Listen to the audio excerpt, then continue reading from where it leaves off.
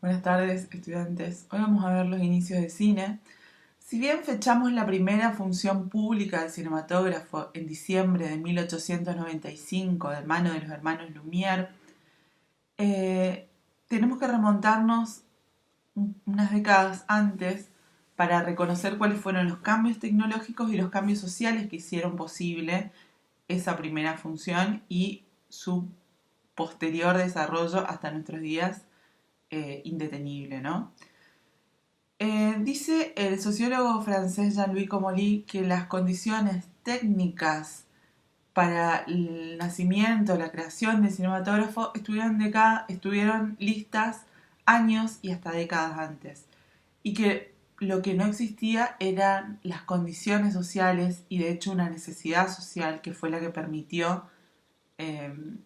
no solo la creación de este dispositivo, sino su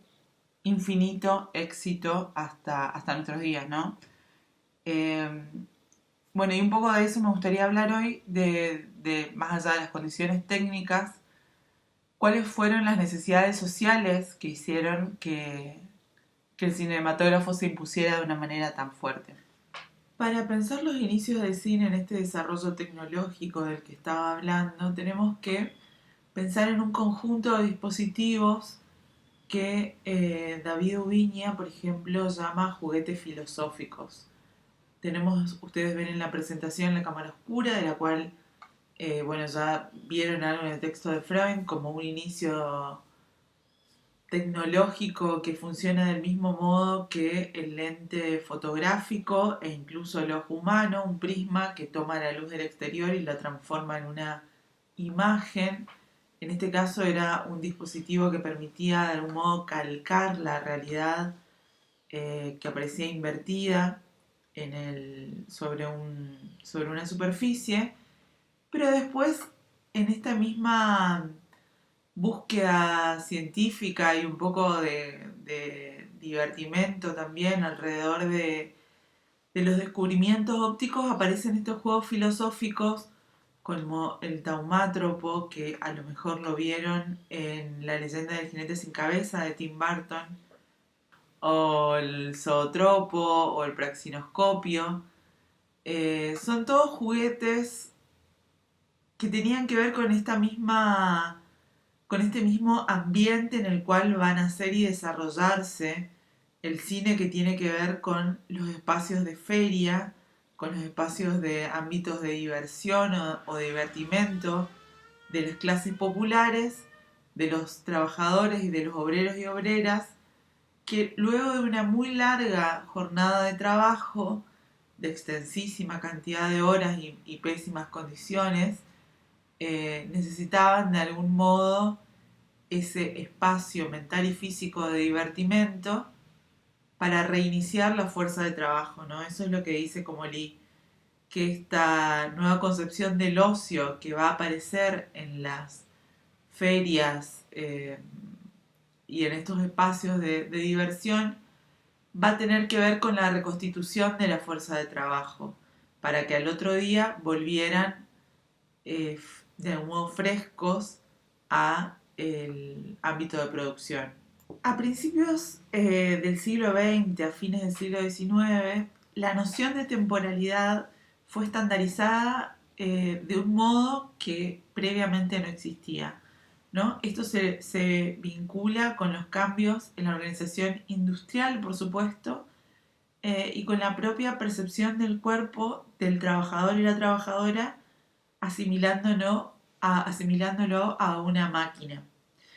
Pensemos que un dispositivo que hoy nos parece tan natural y casi obsoleto en un punto como es el reloj, eh, no es propio de la humanidad o del devenir de la humanidad, sino que nace y se populariza en este momento. A cada trabajador le llega la posibilidad e incluso la necesidad de adquirir, de tener un reloj que iba a medir, a mensurar su tiempo de un modo que antes no existía y que era dominado por los ciclos de la naturaleza, ¿no? Esta misma nueva obsesión que va a haber con la temporalidad, con esta posibilidad de medirla y de manejar el tiempo, es la misma necesidad que va a dominar la creación de la cronofotografía por un lado y por el otro lado la creación de este dispositivo que es el cinematógrafo que va a permitir capturar la imagen en movimiento.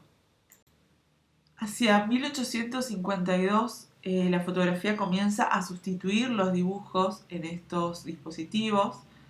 Eh,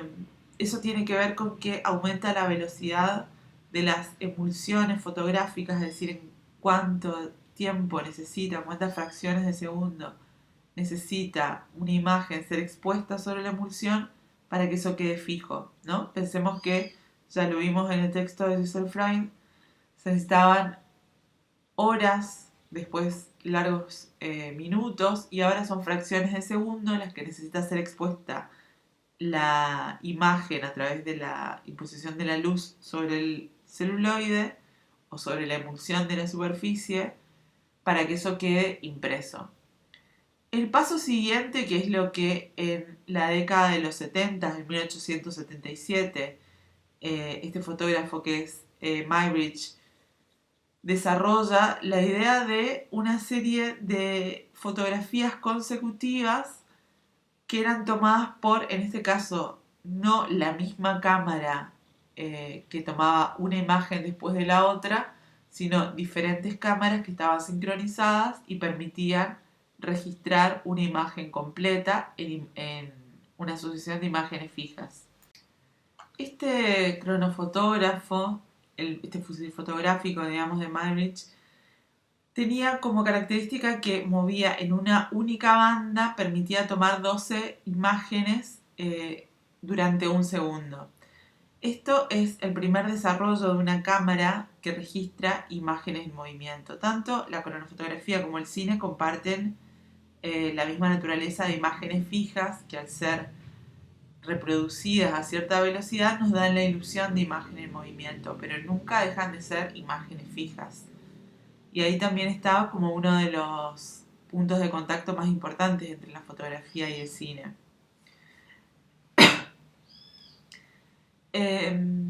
Hasta la década del 90 del siglo XIX,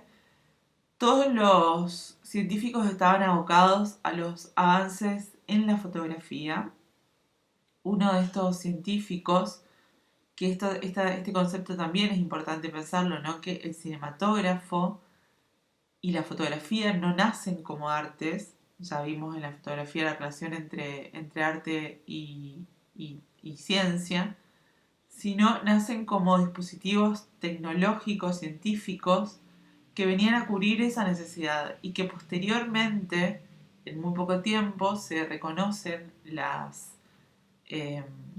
como las potencialidades de este dispositivo en el campo del arte y son tomados principalmente por los y las artistas. Esta técnica se va a llamar cronofotografía. Muybridge desarrolla el cronofotógrafo portátil, que también es también llamado fusil fotográfico, ¿no? Y esto tiene bastante que ver con esto que yo les decía del contexto ideológico. Pensemos que es un momento no solo de grandes desarrollos técnicos, sino de una oleada de conquistas coloniales y de conquistas en el espacio muy importantes, a través de de tecnologías como el tren, por ejemplo, que no por nada va a ser uno de los protagonistas de las primeras vistas de los hermanos Lumière,